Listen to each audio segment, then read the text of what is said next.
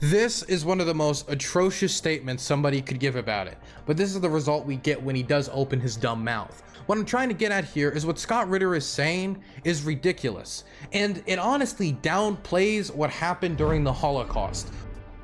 I wanted to talk about this, because as you guys, many of you might know by now, is I'm in Ukraine.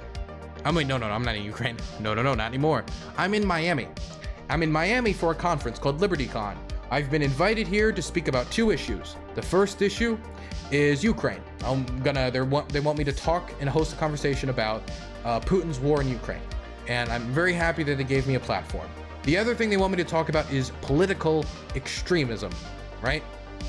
And so LibertyCon is a libertarian convention. It's for liberty and libertarians and freedom-based stuff, right?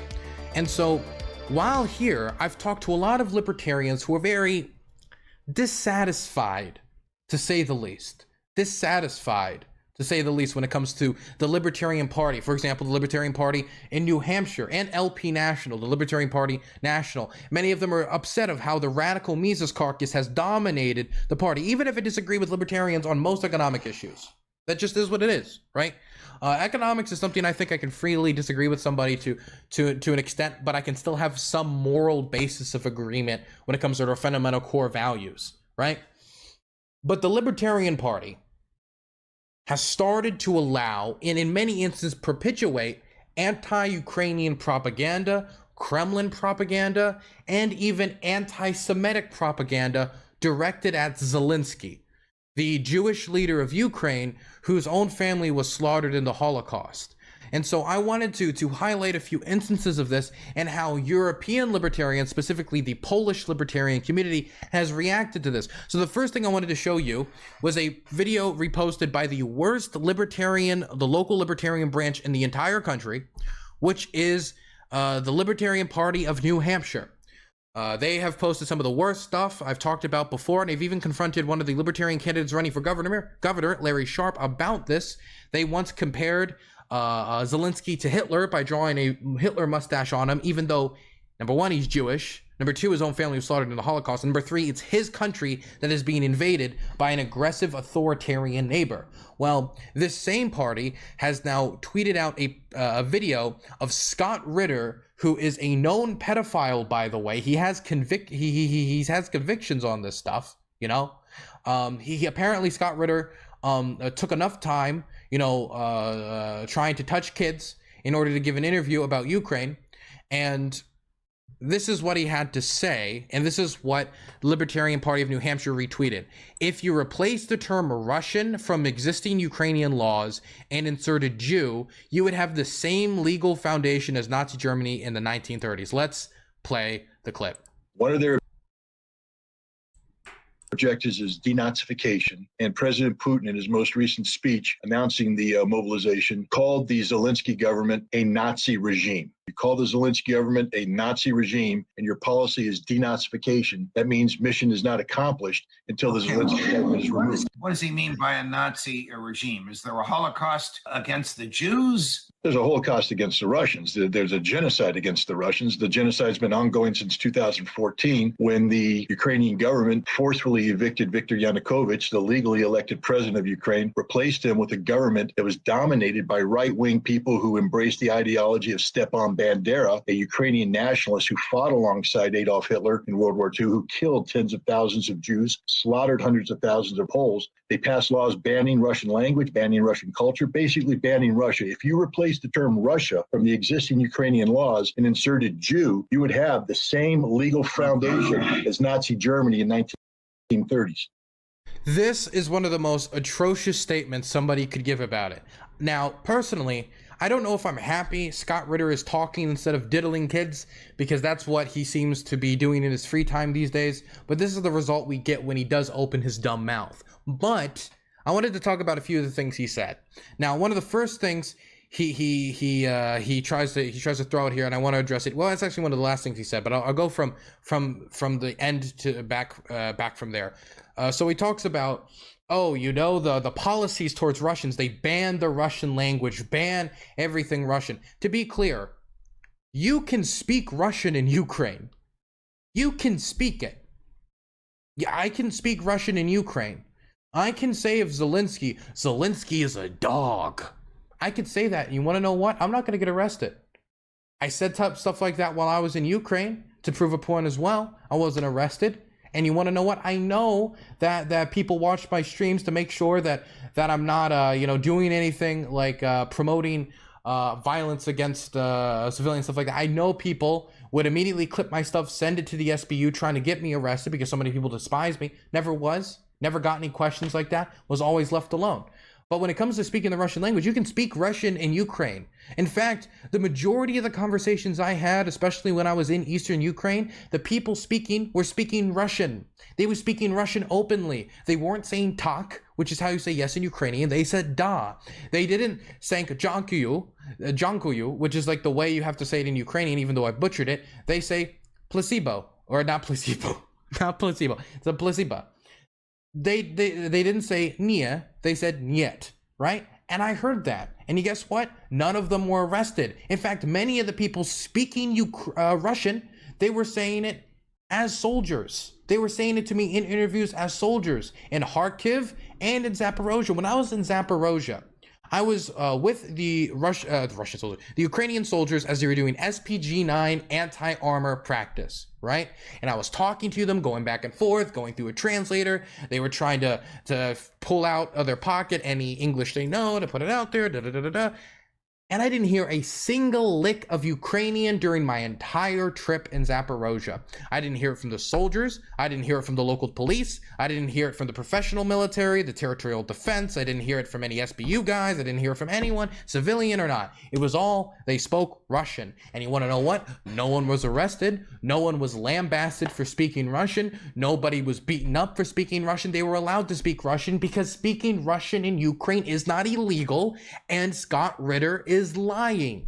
It is not illegal to speak Russian in Ukraine. What he is referring to are a few language laws that the Ukrainian government has put in place and are able to preserve the Ukrainian language, which has historically been discriminated against by the Russian Empire, which actually included a real language ban, because when the Russian Empire ruled Ukraine, they banned the Ukrainian language. That is a fact. They banned the Ukrainian language, forcing Ukrainian scholars to flee to Austro-Hungary, the Austro-Hungarian Empire, because that was the only country they could flee to where they could freely speak their language, write their language, and develop Ukrainian culture and Ukrainian literature.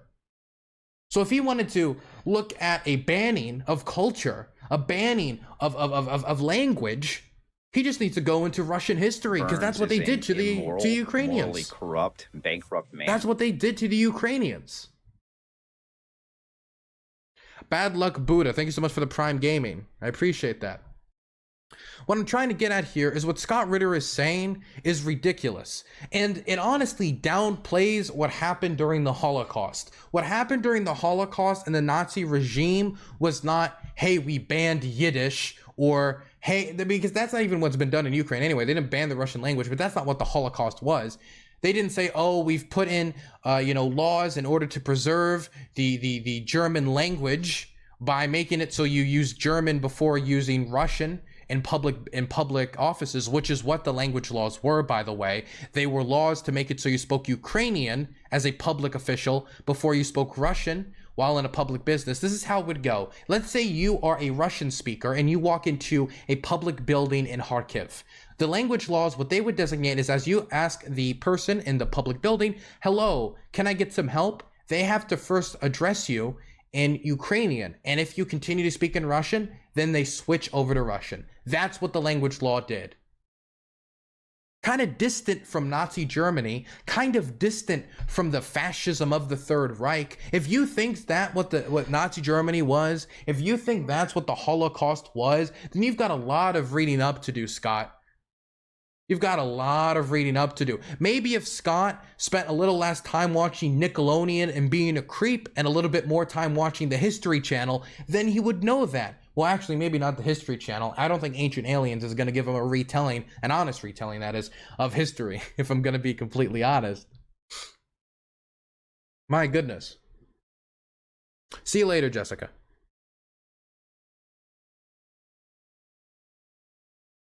My goodness. What a terrible, terrible Terrible analysis. Is there anything else in here that I didn't address? Is denazification. By the way, the idea that the Russian government could launch a denazification operation while they have Rusich and a neo-Nazi militia fighting on behalf of the Russian government. They've got the Wagner Group, which was founded by a neo-Nazi. He's got neo-Nazi tattoos all over his chest. He's got the SS tattoo. He's got the Nazi German eagle. He's got all that stuff on his chest. Those are the guys leading the anti-Nazi denazification operation. Those are the guys. You know what the Nazis were known for? Mass graves, mass rape, genocide, murder, slaughter, killing civilians. What has the Russian army been doing in Ukraine?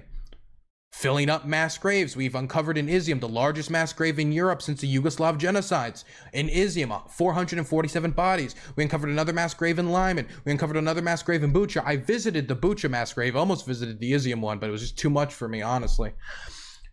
They're raping, they're murdering, they're killing, they're bombing civilians, they're doing terror bombing, which the German army during the Second World War really innovated when it came to state terrorism, when it came to terror bombing.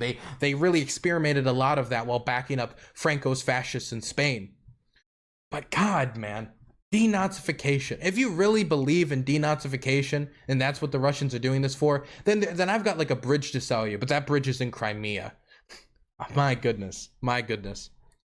God, and for this to be tweeted out by the Libertarian Party of New Hampshire, they got a check mark and everything. They're taking this seriously. They're treating this as this is a legitimate political commentator giving legitimate political analysis, and not just being a partisan hack because he likes to go on Russian state media and just tell Russians, don't worry about it, bomb and murder and slaughter as many civilians as you want, you're in the right, and he does it for a paycheck.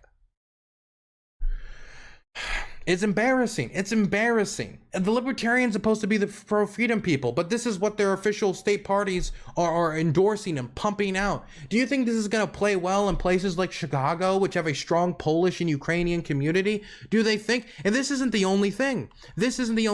Stop Anti-Semitism, an organization, dedicated to stopping anti-Semitism, called out the Libertarian Party of New Hampshire for another post where they had Zelensky, again, whose family survived the Holocaust.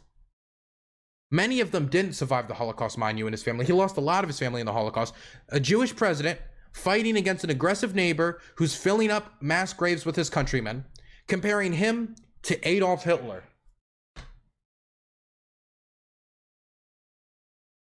This is as offensive if somebody was to compare Dr. King or some other black civil rights activist to somebody like George Wallace or some horrific racist piece of shit who terrorized his community. Zelensky's family were slaughtered by the man on the right here. The man on the right ordered Zelensky's family to be put in camps and gassed. This is devoid of all reason. And the thing is, with the Libertarian Party, the main issue the Libertarian Party has always faced isn't necessarily being kept out of the presidential debates, isn't necessarily, all of the regulations on the state and national level, but that's been a big issue for them. A lot of it has been, being taken seriously. When we see clips of the Libertarian Party debating like whether people should have driver's licenses, when we see Libertarian candidates talking about debating the age of consent, people don't take them seriously. And this is what they want to do? Not only piss off all the Ukrainian Americans, Polish Americans, Estonian, Latvian, Lithuanian Americans, Hungarian Americans, Romanian Americans, Moldovan Americans, Tatar Americans, which we do have, pissing off all of them and making themselves look insane. This also damages the image of libertarianism internationally as well. I'm telling you, the Mises Caucus is the worst thing to happen to the Libertarian Party in decades. They're not going to lead to massive successes from the Libertarian Party. It's not going to lead into a big yellow wave across the country. It's just going to lead to the Libertarian Party making a bigger fool of themselves than normal.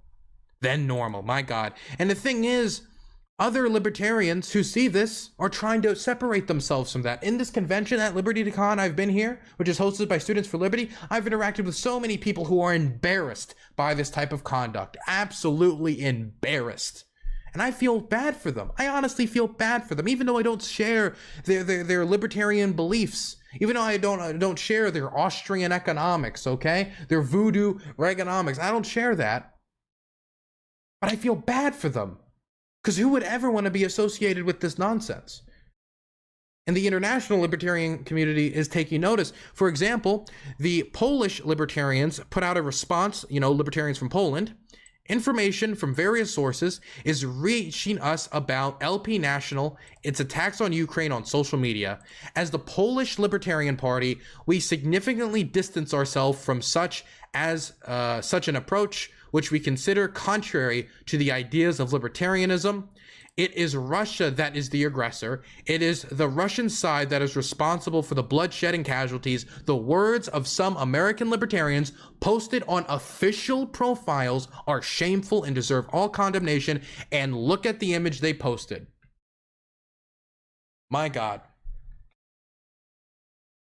No shame from the official Libertarian Party. As they're getting more and more and more pushback online, more and more pushback from libertarian conferences like LibertyCon. I'm going to make sure to make my beliefs known when I am speaking at LibertyCon. But they're gonna keep chugging along, man. They're gonna keep chugging along, and it's honestly pathetic. It's honestly pathetic. I could not imagine wanting to be associated with this. I know the libertarians have been considered a joke for a while. Even though I know many who are good folk, honestly, good folk, who I think are real principled about what they believe. And there are a lot of them around this conference.